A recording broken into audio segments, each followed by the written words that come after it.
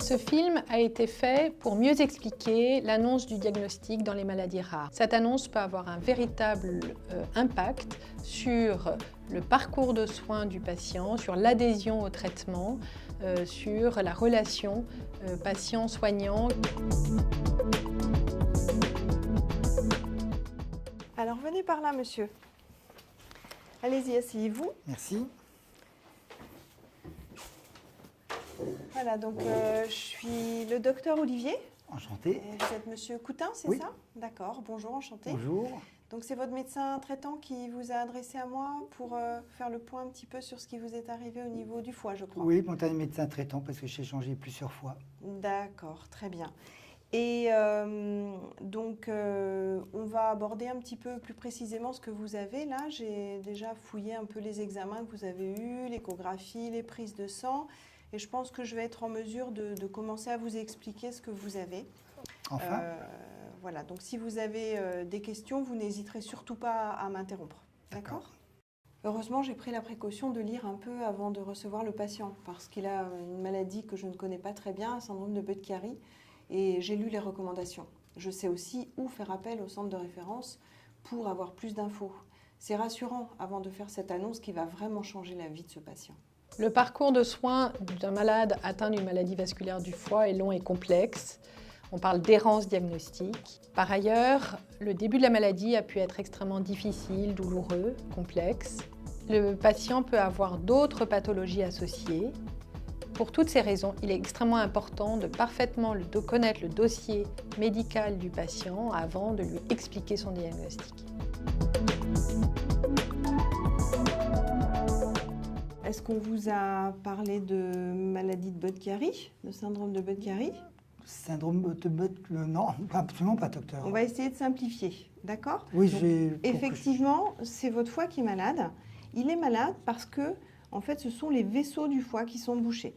Donc, si je vous montre ce schéma sur lequel le foie est dessiné, vous avez des gros vaisseaux ici qui permettent au sang, une fois filtré par le foie, de sortir et d'aller vers le cœur. Et ces gros vaisseaux-là, ils sont bouchés. Donc, en fait, ça ne circule plus normalement. Et donc, c'est ça qu'on appelle un syndrome de Budd-Chiari, parce que c'est la première personne qui a décrit cette maladie. Voilà. Syndrome de Budd-Chiari. Voilà. Mais retenez surtout que c'est des caillots dans les gros vaisseaux qui sortent du foie. Voilà, pour schématiser. D'accord. Et donc, le flux à l'extérieur, vers l'extérieur du foie ne se fait pas bien. Bon. Est-ce que c'est plus clair pour vous?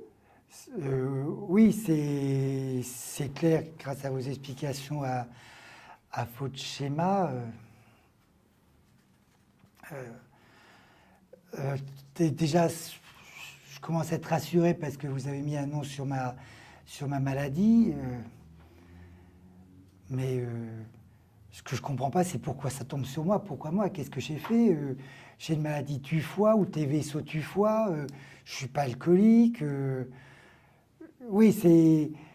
Là, ce que je ne comprends pas, c'est pourquoi. Qu'est-ce que j'ai fait pour avoir cette maladie? Non, le syndrome de Budd-Chiari, c'est une maladie rare qui n'a rien à voir avec l'alcool. Une maladie rare, c'est-à-dire sans traitement, qui ne guérit pas, je vais mourir. Maladie rare. Le terme de maladie rare, ça veut juste dire qu'il y a environ une personne sur 2000 qui a cette maladie. C'est tout ce que ça veut dire. Bah, mais ça ne veut pas dire qu'il n'y a pas de traitement. Le terme maladie rare est souvent mal perçu. Il faut l'éviter ou l'expliquer en expliquant qu'une maladie rare n'est pas synonyme de mauvais soins. Au contraire, expliquer les traitements et les perspectives de vie. Alors, dites-moi ce qu'on vous a expliqué jusqu'à présent et puis ce que vous avez compris. Pas compris, pas grand-chose, parce que ça fait 6 mois que je passe d'un médecin à un autre. J'ai changé de médecin généraliste parce que les miens ne comprenaient rien. Je suis allé voir plusieurs hôpitaux. Donc là, je suis stressé, fatigué, certainement à cause de mes douleurs, de cet inconnu pour moi. Je cache tout à ma famille pour l'instant depuis 6 mois, à mon employeur. Là, je suis totalement perdu et j'espère avec vous que je vais enfin avoir un nom sur cette maladie. C'est important que je sache ce qu'il sait déjà, ce qu'il a compris et ce qu'il veut savoir de plus. Ben, mon médecin, il passe beaucoup de temps sur son ordinateur. Je n'ai pas l'impression qu'il écoute réellement ce que je lui raconte. Comme pour les autres maladies chroniques, la règle de base dans l'annonce du diagnostic est de privilégier la relation médecin-patient et de ne pas se laisser perturber par des interventions qui peuvent nuire à la qualité de l'annonce. Par exemple, il faut privilégier un endroit calme, il ne faut pas répondre au téléphone, il faut ne pas être centré sur votre écriture, l'écriture de votre dossier dans l'ordinateur. Ceci a très bien été montré d'ailleurs dans une étude récente sur l'impact de ces outils numériques sur une mauvaise qualité de l'annonce le plus souvent. De même, il faut être attentif à sa posture, avoir une attitude bienveillante, être d'égal à égal avec le patient, être à la même hauteur, regarder dans les yeux. Tous ces éléments sont très importants pour que l'échange soit favorable.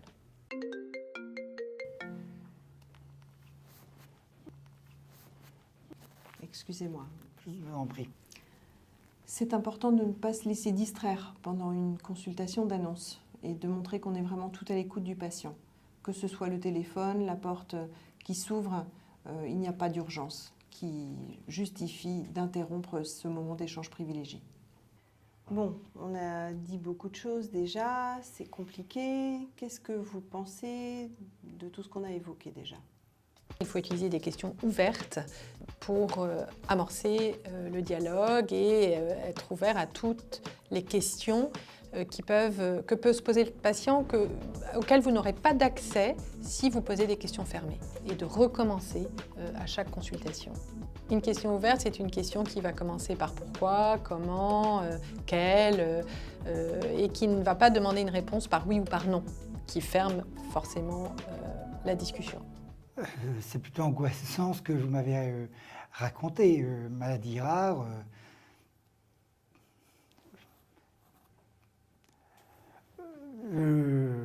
J'étais inquiet avec l'inconnu. Là, je suis encore inquiet par rapport à ce que vous m'avez raconté.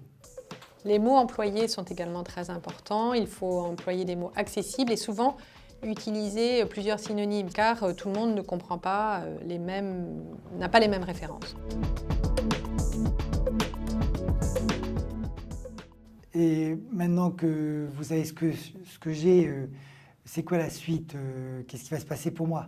Eh bien, on va vous prescrire un traitement anticoagulant. Donc, ce sont des comprimés à prendre quotidiennement et qui méritent une surveillance régulière par des prises de sang pour la plupart du temps. Le plus souvent, donc, ce sont des traitements qui méritent de surveiller finalement s'ils sont suffisamment à dose efficace. Et jusqu'à quand? À vie? Alors, c'est un traitement que vous prendrez à vie, effectivement. Vous ne pourrez plus l'arrêter parce que notre objectif, c'est d'essayer, bien sûr, de dissoudre les caillots, là, mais aussi, surtout, de prévenir le fait que ça revienne ou que ça s'étende. Mais de ce fait, qu'est-ce que vous faites comme métier? Et côté boulot, je travaille dans un... Dites-moi plus, ça consiste en quoi précisément Je m'occupe votre des travail chevaux. au quotidien? Vous Je occupez m'occupe des chevaux. Vous montez? De temps en temps, oui aussi, mais je les soigne, je les sors, Voilà, un métier surtout manuel, D'accord. en contact direct avec les chevaux. Ok. Alors ça, c'est vrai que il va falloir qu'on réfléchisse ensemble et aussi avec l'aide de votre employeur. Est-ce qu'on peut adapter un peu votre poste? Parce que comme vous allez avoir un traitement anticoagulant pour fluidifier votre sang, vous allez risquer d'avoir des saignements si vous vous blessez. Donc bon, tout ça, ça va venir bien sûr dans votre prise en charge, de réfléchir aux activités que vous pouvez adapter éventuellement en modifiant un peu celles que vous avez aujourd'hui pour ne pas risquer de tomber et de saigner. Mais je peux pas changer, ça fait 30 ans que je fais ce métier, c'est ma passion. Je comprends. C'est vrai que c'est un travail de réflexion qu'il va falloir mener pour adapter votre quotidien sur le lieu du travail à votre pathologie. on se va s'aider de votre employeur, il y a aussi les médecins du travail qui peuvent intervenir. Et puis, vous allez vous-même aussi certainement avoir des idées puisque vous connaissez bien votre entreprise. Et là, tout à l'heure, je vais rentrer à la maison, je raconte ça, qu'est-ce que je raconte à ma femme? Comment elle va réagir? Mais écoutez, votre femme, on peut aussi la rencontrer ensemble. Elle ne vous a pas accompagné aujourd'hui, mais je peux tout à fait vous revoir avec elle pour lui expliquer précisément ce que vous avez et ce que ça implique pour votre traitement et d'éventuelles adaptations professionnelles. Le contexte personnel du patient doit être bien connu du médecin qui le prend en charge. Tout ceci peut être très impacté par la maladie et par les traitements pris. Il faut donc bien interroger le patient sur sa vie professionnelle, sa vie personnelle et familiale, les sports qu'il pratique par exemple, et évidemment son métier. Il y aura un suivi régulièrement. Alors au début, on se verra un petit peu plus souvent, le temps d'équilibrer votre maladie, de bien stabiliser les choses. Et puis après, on se verra une fois par an. On fera un scanner, par exemple, si vous avez des douleurs, pour voir s'il y a un problème, ou une échographie dans l'année, avec des prises de sang.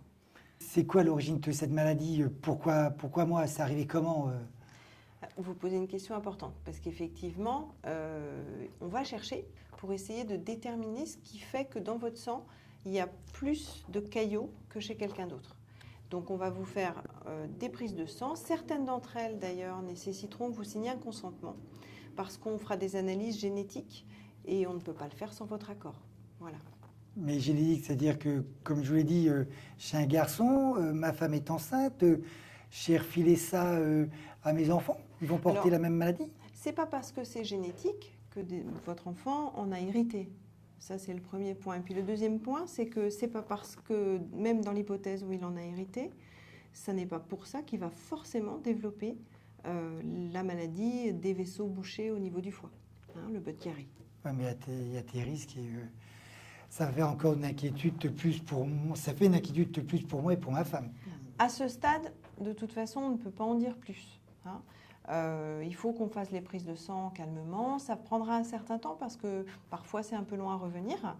Mais le plus important, c'est que pour le moment, vous êtes à l'abri finalement d'une aggravation. Vous aurez les anticoagulants et le reste, on va s'adapter. Il y aura peut-être d'ailleurs des traitements qui viendront s'ajouter en fonction de ce qu'on trouvera. Ouais. Le plus important, c'est que je sois claire et que je lui montre que je connais à peu près sa maladie. Surtout, il ne faut pas que j'en dise de trop. Si je ne sais pas, je sais que je peux me référer au centre de référence des maladies vasculaires. Et il faut qu'il se sente entouré. Il n'est pas seul. On va l'aider.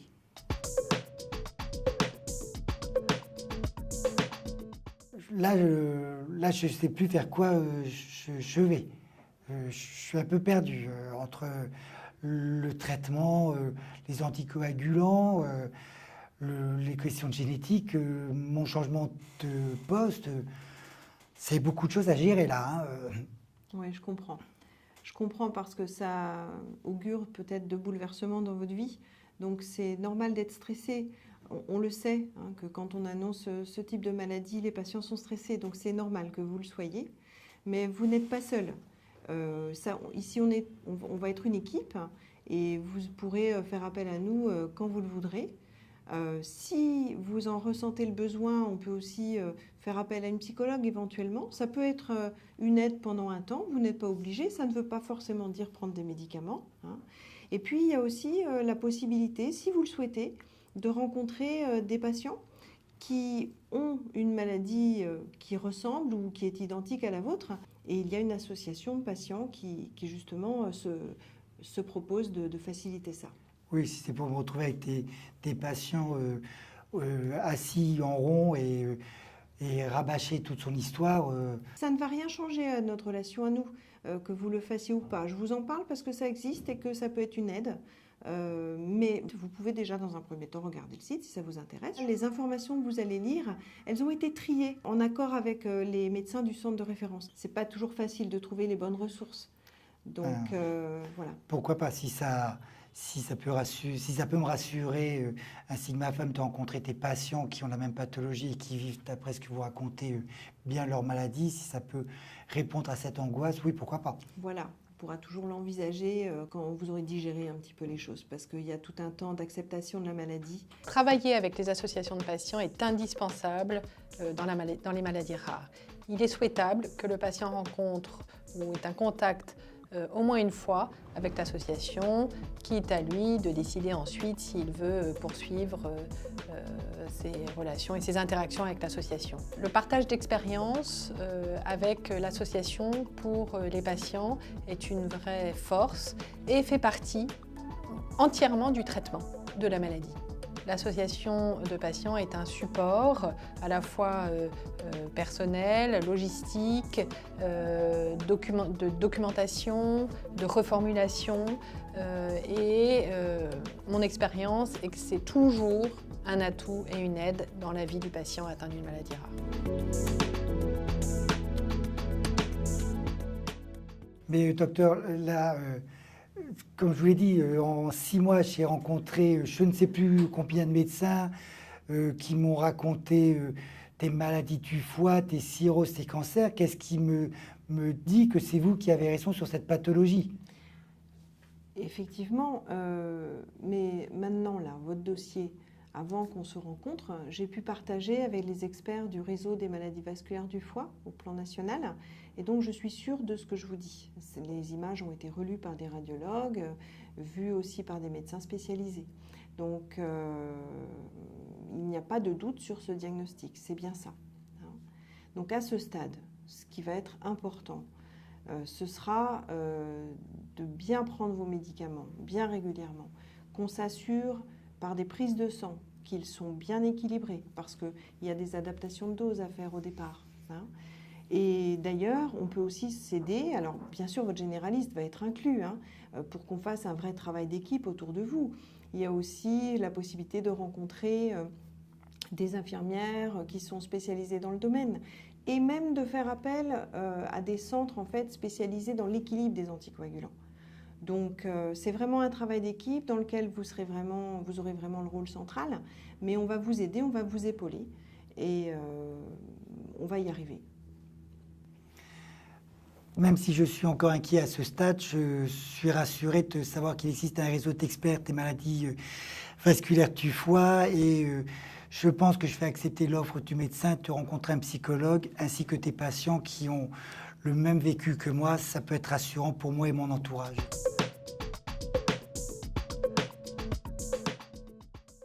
Bon, si vous n'avez plus de questions, je vais vous remettre quelques documents en attendant qu'on se revoie. Donc ça, c'est un petit document qui a été fait par l'association de patients dont je vous ai parlé tout à l'heure et qui concerne plus particulièrement le syndrome de Budd-Chiari et qui explique simplement les symptômes, les causes, la prise en charge, les traitements. Très bien. Donc ça, vous pouvez le consulter, mais vous pouvez aussi aller sur le site de l'association de patients tout simplement, ou sur le site des maladies rares du foie. Alors, il y a un volet sur les maladies vasculaires du foie, c'est le site Fil-Foie. Vous trouverez le nom du site disponible sur ce document. Je vous remets aussi ça. C'est une carte en fait que vous devez avoir sur vous et qui permet, en cas de problème, de savoir que vous êtes sous anticoagulant et de quelle maladie vous souffrez. Donc c'est bien de l'avoir dans son portefeuille. Ça, c'est le document de l'association des patients, donc des bénévoles en fait, qui sont atteints de maladies vasculaires du foie. Et puis, dernière petite chose que vous pouvez faire aussi, télécharger sur votre téléphone, si vous avez un smartphone, cette application qui permet de cohabiter avec sa maladie à travers différentes questions du quotidien. Et qui va aussi un rôle éducatif, donc vous allez apprendre aussi pas mal à travers cette application simple qui a été conçue par justement des gens qui s'y connaissent bien et en particulier les infirmières de coordination du centre de référence qui sont beaucoup au contact des patients. Donc ça simplifie ce que je vois. Les choses. La MVF, Fil-Foie, voilà, le centre tous les sites ont participé à l'élaboration de cette application. Voilà, merci, Monsieur docteur. Boutin. Bah, écoutez, si vous voulez bien, on va se quitter. Et donc, je vais vous raccompagner. On va reprendre un rendez-vous sans tarder peut-être, pour que vous puissiez éventuellement revenir avec votre épouse et qu'on puisse rediscuter tout ça. Merci, docteur. De multiples questions vont naturellement se poser après la consultation et il faut bien s'imaginer que seule une petite partie de ce qui a été dit va être retenue par le patient.